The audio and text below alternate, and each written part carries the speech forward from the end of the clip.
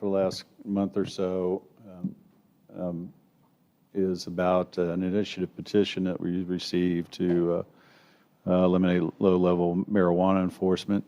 As we've talked about before, the charter provides, like virtually every charter in Texas, opportunities for citizens to initiate petitions or referendums to force certain legislative decisions onto the ballot if there can't be an agreement reached with the governing body. This petition has been submitted and certified by the city attorney and the city secretary. We're within the time frame now as to whether or not the council wants to adopt the ordinance as presented or have it go forward and be on the ballot for Elgin electors to determine. I had sent you an email earlier today. I hope you got a chance to see that with some comments from the city attorney about, based on his review of the ordinance. We heard some different reservations expressed by both the council and the police chief in our prior discussion. I had reached out to the representatives that were here the first evening to, after council's more meaningful discussion about a possible effort to reach compromise on an ordinance that the council could support, based on the fact that the council had, I felt like had indicated, a clear majority of the council had indicated support for the concept, the idea of decriminalizing marijuana possession, but and asked the proponents if they were interested in a discussion where we might come up with a compromise version of this ordinance that the council could support and that they could support. But they have since reached out to me to say that they weren't interested in that, and they simply want the petition to move forward as presented and the ordinance to move forward as presented and have the voters decide if the council is not inclined to adopt the ordinance. Some of the comments we received from the city attorney, that all due respect to the comments that were made earlier, he had told us that there were provisions in this petition that were not in the Austin version of this ordinance. I can't say I checked that myself. I'm relying on what the city attorney said.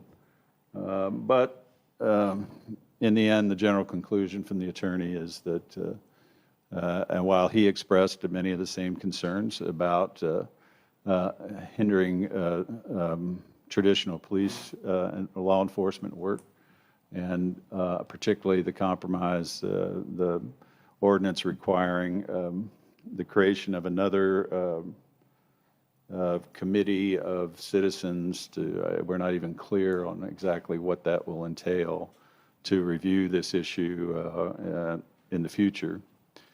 But in spite of all those concerns that we have, in the end, the conclusion is that it's a legal filing. There's nothing illegal about what's being proposed. And so that it is up to the council to simply decide if we want to adopt the ordinance as presented or have it go to the voters. And we did determine that that would have to go forward in November. So it will be on the November ballot and not next spring. So I guess the final note is the 19th is our next council meeting, and that's still within our charter mandated time frame for council to decide. So we can decide tonight what council wants to do, or it can wait 2 more weeks until that meeting. I did get the one question that I don't have a crystal clear answer on yet, is whether or not the city council is actually compelled to vote this ordinance down. I think the charter references adoption of the ordinance. We know how to do that if that's the choice, but I'm not sure that the council necessarily has to vote vote it down for it to just to proceed to be on the election. Now, what will have to happen is ultimately the council, and I would presume within the next 30 days probably, is the council will have to order the election to occur. And since this would be the only issue that the city will have on the ballot in November, you'll essentially be directing that it appear on the agenda one way or the other, or on at the ballot. Do you understand what I'm getting at? Mm-hmm. Do we have a cost for that? Since it's gonna be on us? I don't know, typically we, of course, we'll have to, this will involve both Travis County and Bastrop County, and I forget, it's over $10,000 is typically what it costs, I think, but those change from election to election.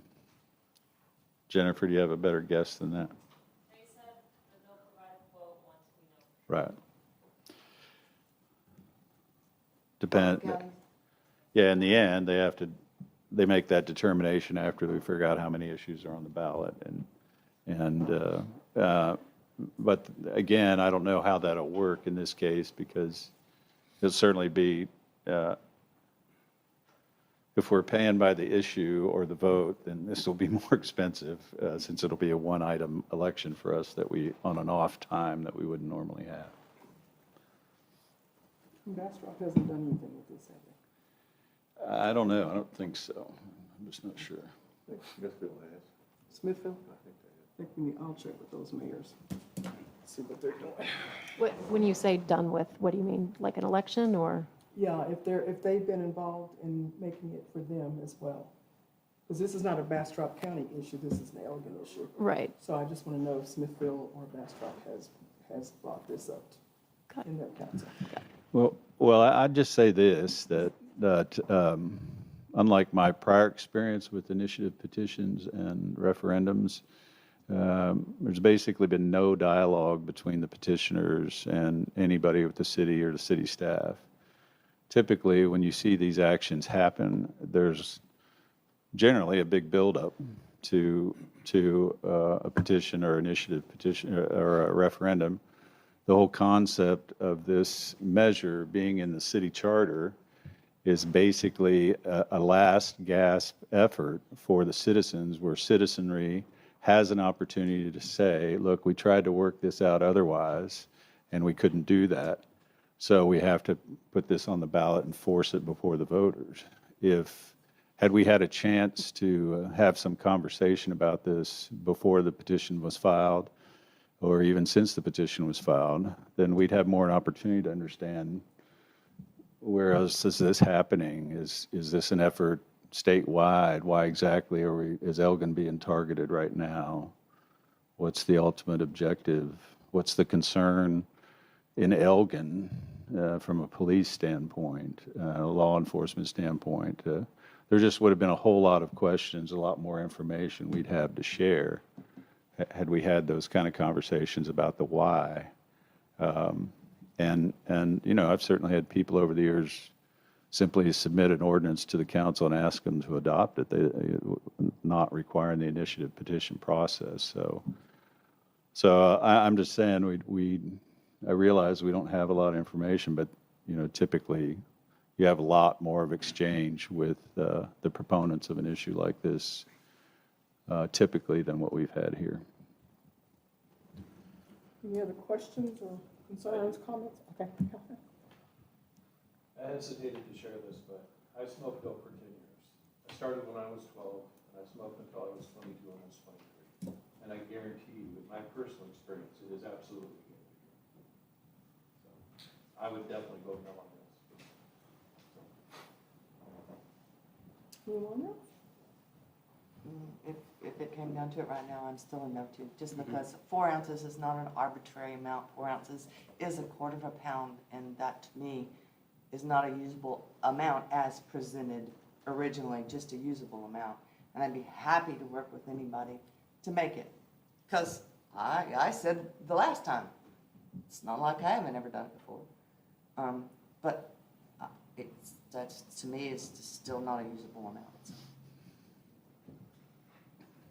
So if I may chime in, as I mentioned previously, I'm in the business of kids, and I do also have formal education and degrees and study in substance abuse studies.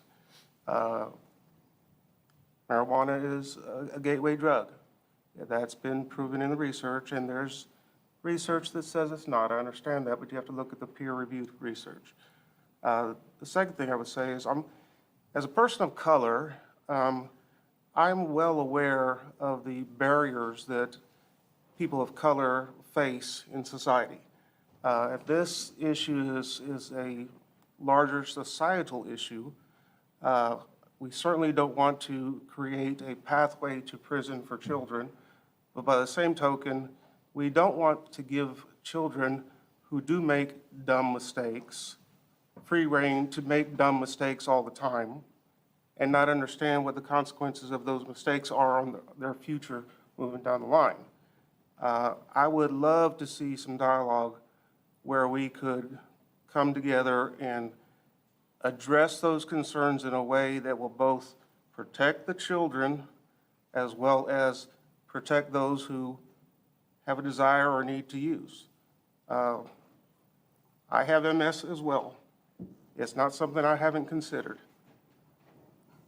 In the grand scheme of things, I do support the legalization of low quantities of marijuana for those reasons.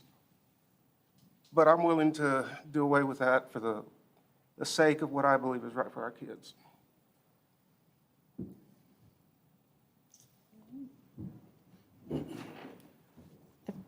I think I'll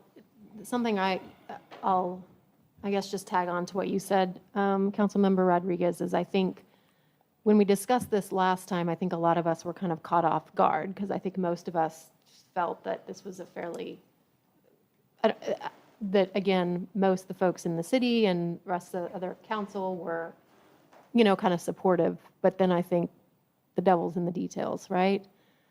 And I think I feel similarly with you. I mean, I see what is happening in other states. I'm not a fool to think that marijuana is not going to be legalized in Texas. It's a matter of time. And I understand that this is probably one of the steps to get there.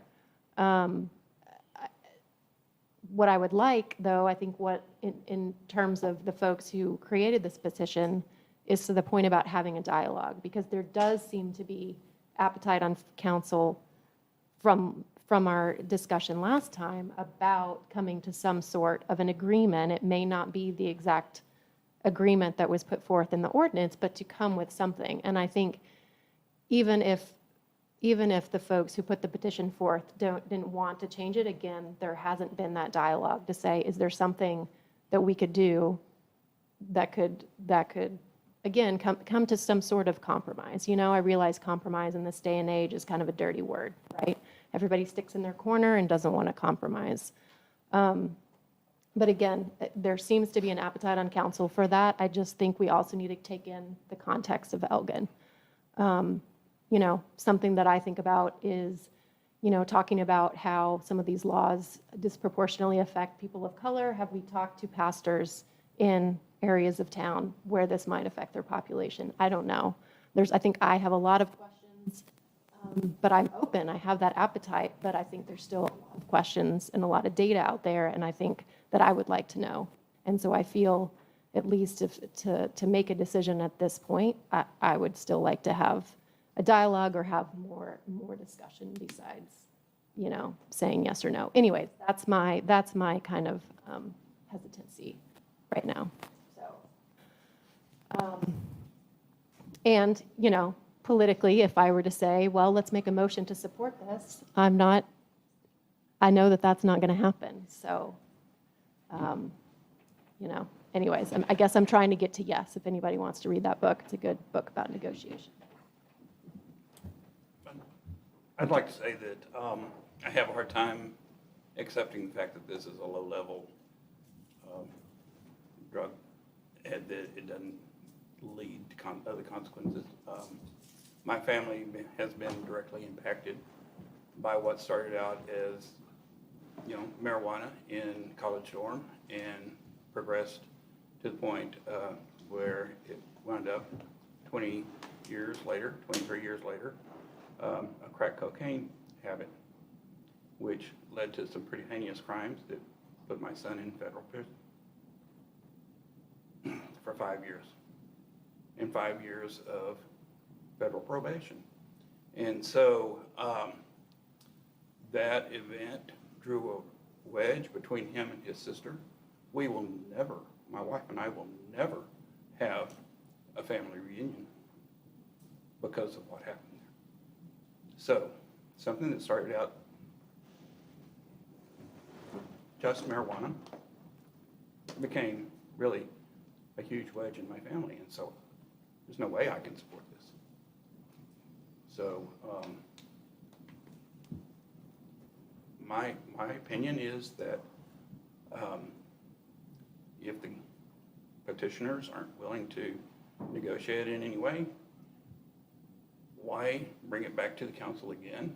Why not vote tonight to put it on the November ballot and let the people decide in November? And I'd be willing to make that motion if it's appropriate. The only thing I want to say is that, and we know laws do not always change what happens. And everybody is different. This affects everybody differently. And so we all have our opinions on it, and we're missing the whole boat. It's why they're doing it to begin with. Why is the weed coming up to begin with? Unless you have a medical condition where it will take care, of the problem, your pain, okay. But the root of the problem is them doing it to begin with. And us doing this ordinance is not going to change that. And that is what I want to see something done with. If they're going, and yes, it affects color. I think I'm color, so I know what goes on. Most of the time, they're out there because they're selling it and then they start using it. It's a quick buck. It's a quick turnaround. And then you get caught up in the system with it. And so that's the issue. It's not the issue of them smoking. It's the issue of why they're smoking it.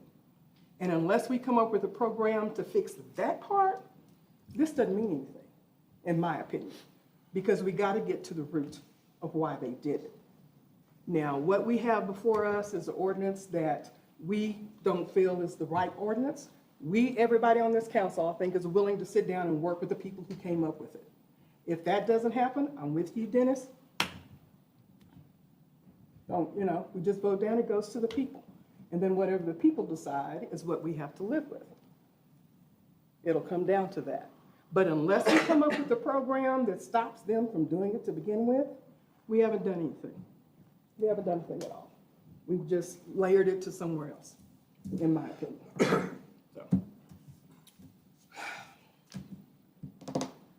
you wanna sit and wait? Yeah, I mean, it's, the individuals, the petitioners, clearly have my contact information. We've exchanged that. They have Jennifer's information. I think, again, it's, should be crystal clear that the council is willing to consider a compromise. That's how we get most things done here.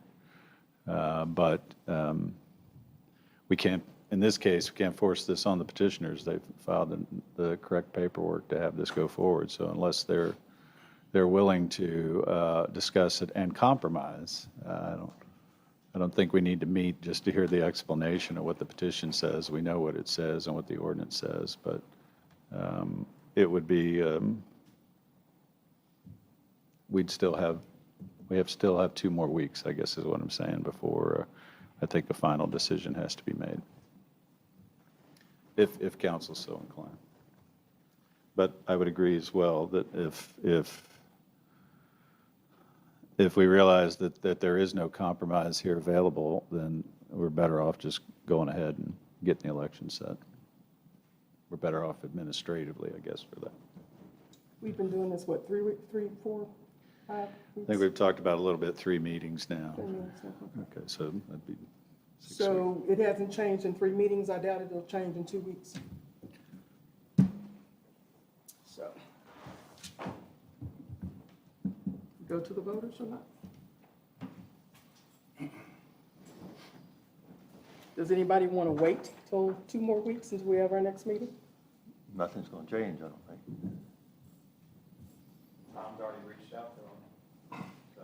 Like I said, we've had this 3 meetings now. Yeah. Put it on the ballot. Mayor, I would like to make a motion that we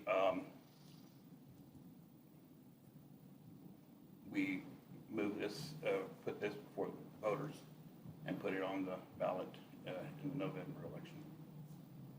I'll second.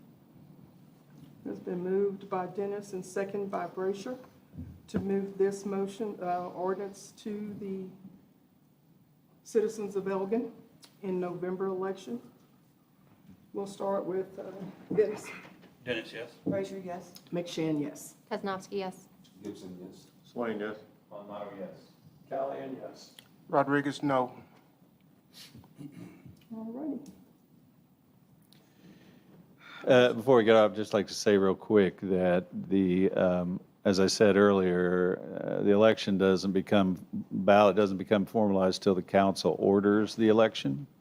So in spite of this vote tonight, it still means there's an opportunity to discuss compromise if the petitioners are interested in that. Anything else on that? That'd be it on that one. All righty. Okay, the next